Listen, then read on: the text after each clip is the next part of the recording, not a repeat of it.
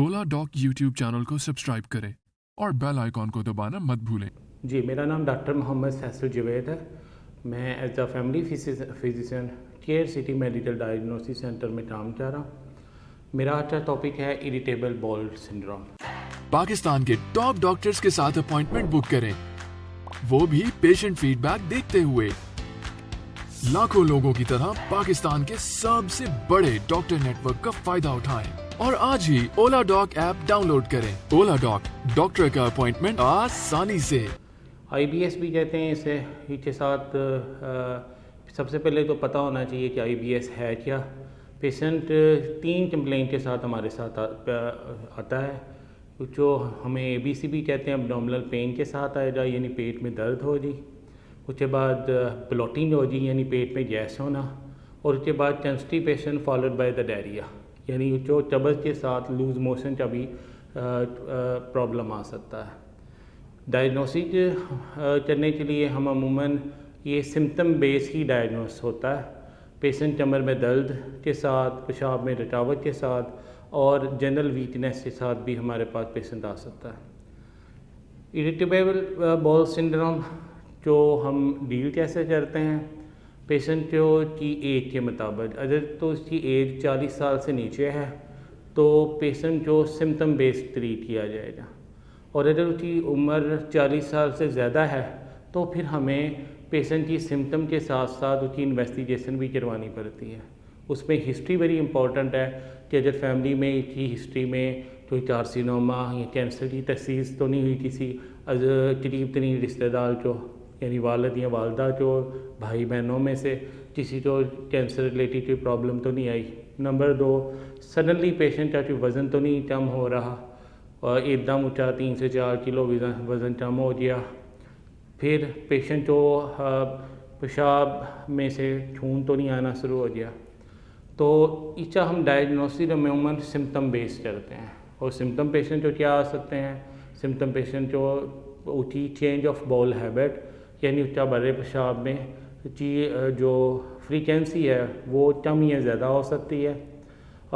जो कब्ज़ के साथ लूज़ मोशन आ सकते हैं। अब लूज़ मोशन की डेफिनेशन हर पेशेंट की वेरी करती है।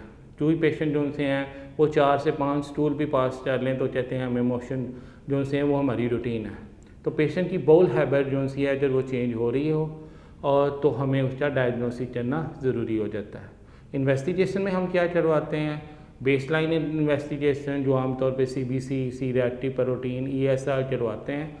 और इसमें जो मेन इम्पॉर्टेंट चीज़ है वो पेशेंट की हिस्ट्री में जो जन्म की एलर्जी तो नहीं है, ऐसी डाइट जिसके खाने से साथ पेशेंट की बाउल हैबिट बदल जाए, उस जो हम कहते हैं कि इस चीज़ के साथ पेशेंट के साथ एलर्जी तो नहीं है। फिर उसके बाद हम इसके ट्रीटमेंट की तरफ आ जाएंगे।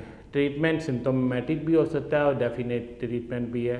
इरिटेबल बाउल सिंड्रोम में मेन जो चीज़ आती है वो है एब्डोमिनल ब्लोटिंग, यानी पेट में गैस होना और बार बार पेशेंट को ये फील होना कि जी मैं स्टूल पास करके भी आया हूँ और मुझे अभी भी फील यही हो रहा है कि मेरा पेट पूरी तरह खाली नहीं हुआ। तो इस सिम्टम को हम किस तरह डील करते हैं, पेशेंट को हम सबसे पहले बताते हैं कि वो अपनी लाइफस्टाइल मॉडिफाई करे। मॉडिफिकेशन किस तरह करनी है वो बड़ी इजी है। पेशेंट को बताना है कि उसने अपना मील स्किप नहीं करना, रेगुलर इंटरवल के साथ खाना खाना है और खाने पर टाइम ले जाना है। आजकल जिस तरह फास्ट फूड का रुझान है तो फास्ट फूड को फास्टली खाना और उसके बाद फिर स्टूल पास कर लेना, ये एक रूटीन रही है। तो बेहतरीन चीज़ ये है कि पेशेंट को चाहिए कि वक्त पे खाए, रेगुलर खाए और खाना खाते हुए थोड़ा सा टाइम दे, अच्छी तरह चबा के खाए। उसके बाद ईज़िली जो चीज़ें आती हैं रेगुलर बेसिस पे, उन्हें सैचुरेटेड फैट से बचना है, फ्राइड चीज़ों से बचना है। उसके बाद 8 गिलास पानी के पीने हैं और रूटीन में अपनी फाइबर जो से हैं जो थोड़ी मकदार में फ़ाइबर हैं, जैसे आपके फ्रूट्स का पोर्शन उससे कम रखना है। अक्सर पेशेंट जो से हैं वो एक बाउल बना लेते हैं सैलड का, लेकिन इरिटेबल बाउल सिंड्रोम में सैलड जो सी है उसके सिर्फ 3 पोर्शन रखने हैं और मेन फोकस रखना है कि रेगुलर मील के ले। उसके बाद जो पेशेंट को ट्रीटमेंट ऑप्शन पे हम लेकर जाएं तो ट्रीटमेंट ऑप्शन में पेशेंट की लाइफस्टाइल मॉडिफिकेशन के अलावा हम इनके में उठी डाइट जो बताने के अलावा हम उनको मेडिटेशन एडवाइस करते हैं और वो डिपेंड करता है पेशेंट टू पेशेंट। अगर आप मुझसे कंसल्टेशन लेना चाहते हैं तो care medical diagnostic centre whether road पे आप मेरे से अपॉइंटमेंट ले सकते हैं और ओला डॉट के थ्रू आप मेरे से वीडियो कंसल्टेशन के अलावा भी फिज़िकल भी आप मेरे से अपॉइंटमेंट ले सकते हैं। Thank you.